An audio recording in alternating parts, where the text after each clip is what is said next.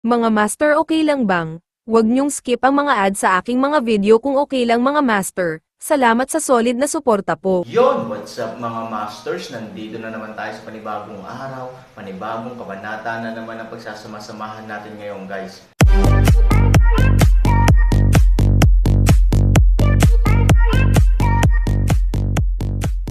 Bali mga masters, kung bago ka pa lang po sa aking YouTube channel, please click the subscribe button, lalong-lalo na po yung notification bell guys, para maging connected pa rin tayo sa isa't isa at maging updated kayo sa mga susunod ko pang video. Bali mga masters, bago natin umpisahan ng kwento ay mag-shoutout po muna tayo para sa mga solid nating tagapakinig. Shoutout kay Ika Pablio, shoutout kay Mario Francisco. Yun na nga mga masters, no? Bali hindi na ito patagalin. In 3, 2, 1, let's go! Actually, ang misteryosong bagay sa pagkakataong ito ay isang tao. Tao, nakasimangot si Han Sanchen. Bagaman sa lupain ng mga demonyo, ang mga tao ay binibili at ipinagbibili at ginagamit bilang mga alipin. Halimbawa, mismong si Han Sanchen ay ipinagbili bilang isang alipin. Gayunpaman, ang presyo ng mga alipin ay mataas, at palaging may pinakamataas na limitasyon. Ang bagay na ito ay mainam bilang pampaganya para sa isang auction, ngunit hindi ito kwalipikado bilang panghuling produkto ng isang auction, lalo pa ang isang high-end na lugar tulad ng isang sikat na tindahan, at ito rin ang huling item sa isang pagdiriwang ng anibersaryo, ang tunay na misteryo. Ito ay simpleng hindi kapanipaniwala. If this is true, then what I want to say is, what is this person's identity and what is his background? Sabi ni Su Yingxia. Yes, this is actually very strange to us. This ultimate product is hard for a person to understand. Kahit supermaster siya, hindi ganito. Kahit unparalleled beauty siya, medyo exaggerated pa rin. Oo, hindi mahalaga kung master o magandang babae, kung tutuusin, hindi mahalaga. Hindi napigilan ni Han Sanchen ang tumango pagkatapos pakinggan ang kanilang mga salita. Medyo exaggerated talaga. Nagsalita ang taong may apelyidong Joe, nabalitaan ko na babae pa rin siya. May kagandahan nga siya, matatawag siyang kagandahan, ngunit hindi siya ganoong klase ng walang katulad na kagandahan, tungkol sa kanyang paglilinang, narinig ko rin na hindi ito mataas, sabi.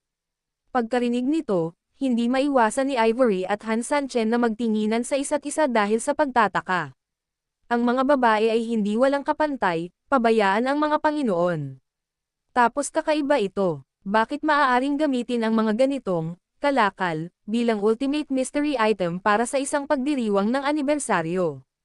Alam mo, sa anibersaryo, ang mga libreng pagkain at inumin na ito ay maaaring sapat na gastos upang makabili ng ilan o kahit 12 ng mga alipin ng ganitong uri, ngunit ang mga sikat na tindahan ay walang bayad.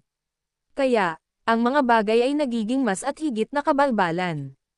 Hindi ko na talaga dapat itanong. Mapait na tumawa si Han Sanchen, bago ako nagtanong, malamang 100 ang curiosity ko sa mahiwagang bagay na ito, ngayon, umabot na sa 1,000 o kahit 10,000. Hindi napigilan ni Ivory na mapangiti ng mapait, ito talaga ang nangyari. The more she asked, the more she became confused, the more she asked, the more her brain was filled with mush. Nagsalita ang lalaking may apelyidong Joe, so, why were we unwilling to reveal this to you, Kuya Su?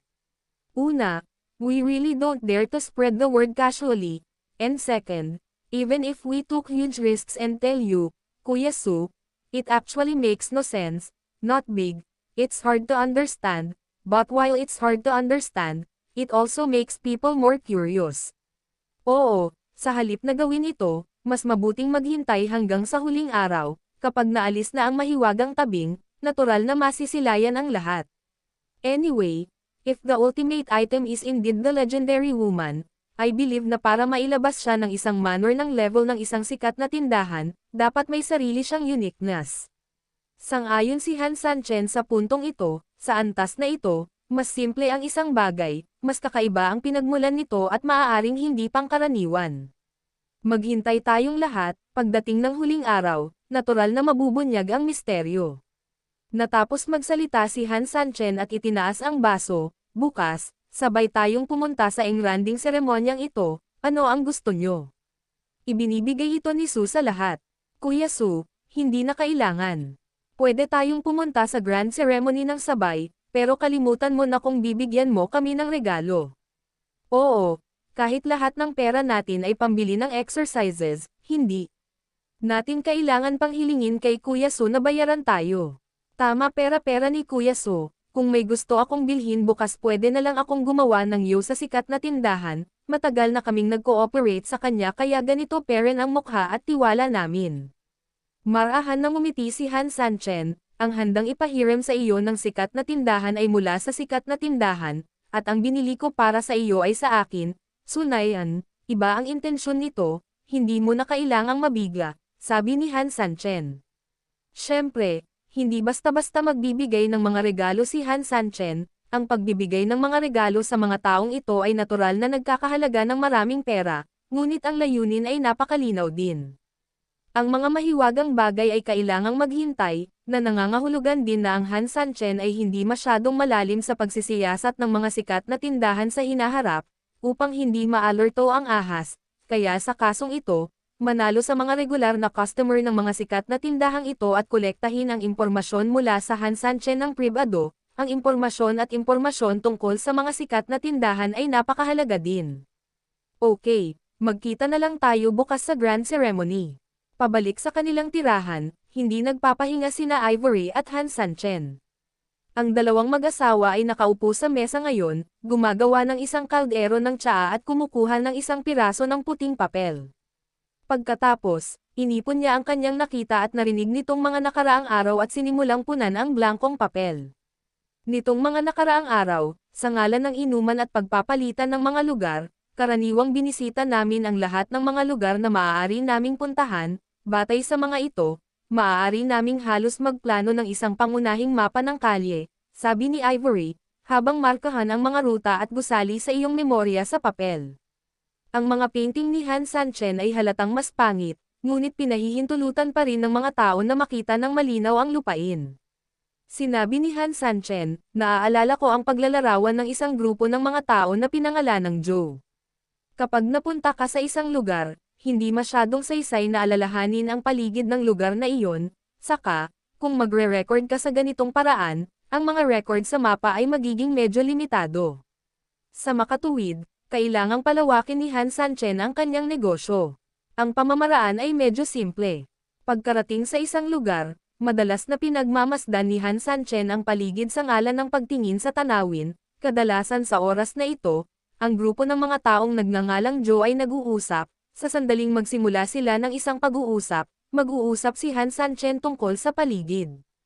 Halimbawa, ang lugar na ito ay medyo maganda. Sa tingin ko ito ay nasa kanlurang dulo lamang ng kalye, at ito ay nasa downtown area din, gayunpaman, sa sandaling makapasok ka sa lugar na ito, pakiramdam mo ay nasa ibang mundo ka, at ito ay napakapayapa. Ang iba ay hindi maaaring hindi gumawa ng ilang mga puna tungkol dito. Sa makatuwid, sasamantalahin ni Han Sanchen ang pagkakataong ito para itanong kung ano ang naroroon at kung ano ang narito. Bukod pa rito, maaari mong gamitin ang paraang ito para i-extend ang gusto mong itanong at kung ano ang gusto mong malaman pa. Sa ganitong paraan, nang walang nakakapansin, ang isang pangunahing pagbabagong tatag ng nakapalibot na lugar ay maaaring gawin sa pamamagitan ng iba't ibang paglalarawan na nakasentro sa punto kung saan sila uminom. Ang isang lugar na tulad nito ay maaaring hindi sakop ng isang malaking lugar, ngunit kapag marami pa, ito ay ganap na naiiba. Hindi bababasa. Ang 12 ng mga lugar na binisita sa mga nakaraang araw ay karaniwang kasama ang maraming mga lugar sa likod bahay na ito. Bagamat hindi pa kompleto ang mapa.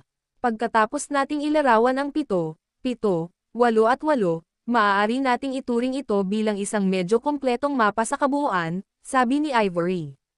Tumanggo si Han Sanchen, marami pa ring mga puwang sa pangkalahatang mapa, ngunit sa pamamagitan ng pagtingin sa pangkalahatang mapa at pag-imagine nito, maaari siyang makakuha ng magaspang na ideya kung ano ang hitsura ng likod bahay. Mayroon pang 3 araw ng maliit na engranding seremonya, pagkatapos ay maaari kang pumunta sa pangunahing patio upang malaman kung ano ang nangyayari, sabi ni Han Sanchen. Maraming tao mula sa mga sikat na tindahan sa harap ng bakuran.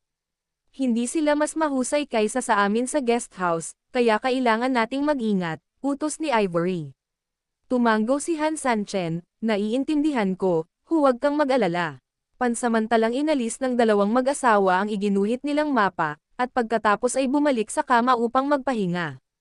Para naman sa dalawang senior brothers Pemo sa kabilang side, hindi na nila kailangan gawin ang mga ginawa nila bago dumating, kaya walang nakakaalam na sila ay manggagaling sa Yetian City, para makadaan sila ng mahabang daan pabalik, hanggang sa Yetian City, pagkaraan ng maikling distansya, nagpalit sila ng ibang ruta at dumaan sa maliit na kalsada pabalik sa Yetian City.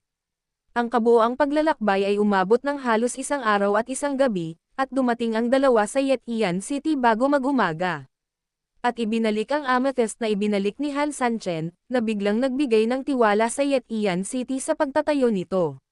Gayunpaman, imposibleng magmadaling bumalik ang magkapatid, pagkatapos ng lahat, wala silang mga token, at maaaring hindi sila payagang pumasok kapag dumating sila sa isang sikat na tindahan, kaya maaari lamang silang manatili sa lungsod pansamantala para sa pagtatanggol ng lungsod. Bandang alas 9 kinaumagahan, kagigising lang ni Ivory at Han Sanchen, ngunit tumutunog na ang malalakas na gong at tambol sa labas, nagmamadaling lumabas ng bahay ang dalawang mag-asawa, at nagkataong naabutan ang 4 na tao na nagngangalang Joe at ang kanilang entourage, sariling.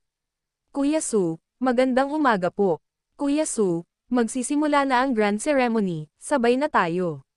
Nang makita ng ilang tao si Han Sanchen, agad nila itong binati ng masigasig. Mahinang ngumiti si Han Sanchen, yan ang nasa isip ko, sa hindi inaasahang pagkakataon, unang lumapit kay Su ang 4 na magkapatid, tara na at tingnan natin ang excitement. Sinabi rin ni Ivory, kami ay talagang mga baguhan sa seremonya ng pananatili sa bahay, mangyaring alagaan kami ng mabuti. You're welcome, madam. Sabay tayo. Pagkatapos nilang magsalita, lumabas sila ng guest house na nag-uusap at nagtatawanan, patungo sa mataong bakuran. Ang harapang bakuran ay pinalamutian na ng mga parol at makukulay na bulaklak. Kumpara sa sobrang palamuti ng guest house, halos bulaklak at halaman lang ang palamuti dito.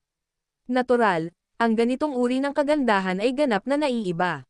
Upang ilarawan ito sa isang pangungusap, ang patio ng panauhin ay pinalamutian ng karelagan at karelagan ng emperador, pagkatapos, ito ang langit at lupa na itinayo ng kalikasan na may mahimalang pagkakayari. Maganda, sobrang ganda, parang pagpasok sa paraiso, parang pagpasok sa fairyland. To be honest, I've been waiting for the two of you as the retreat to the countryside after everything calms down. This is actually my ideal place of beauty. Hindi napigilan ni Su Yingxia ang mapabuntong hininga. Tumango si Han Sanchen, sa totoo lang, napakaganda ng lugar na ito na hindi siya makapagsalita, kung gusto mong pumunta sa pag-iisa, ang kapaligiran na ito ay talagang isang perpektong lugar. Maraming mga customer sa harapan, at halos lahat ng mga katulong mula sa mga sikat na tindahan ay nasa labas, nakatayo. Sila sa iba't ibang lugar, halos bawat 10 metrong lalakarin mo, makikita mo ang mga katulong mula sa mga sikat na tindahan na naghihintay ng serbisyo anumang oras sa tabing kalsada. Wonderland, ang mala-emperador na serbisyo ay nagpapaginhawa sa mga tao. Sa gitna ng harapan, isang malaking entablado ang nakatayo doon. Sa magkabilang gilid ay may iba't ibang kumpol ng mga bulaklak na nakaayos sa iba't ibang hugis, at sa gitna ay may mga kulot ng puting usok na patuloy na nagkakabit, sa unang tingin, parang isang fairy platform sa langit. Good morning, distinguished guests. I am the deputy manager of a famous store, my name is Wuyo. Una sa lahat, sa ngalan ng sikat na tindahan, nais kong i-welcome ang lahat ng mga distinguished na panauhin, at the same time, umaasa din ako na ang pagpunta mo sa guest house sa unang 3 araw ay magiging masaya ka. Nang matapos siyang magsalita, lahat ng mga bisitang naruroon ay sumambulat sa mainit na palakpakan.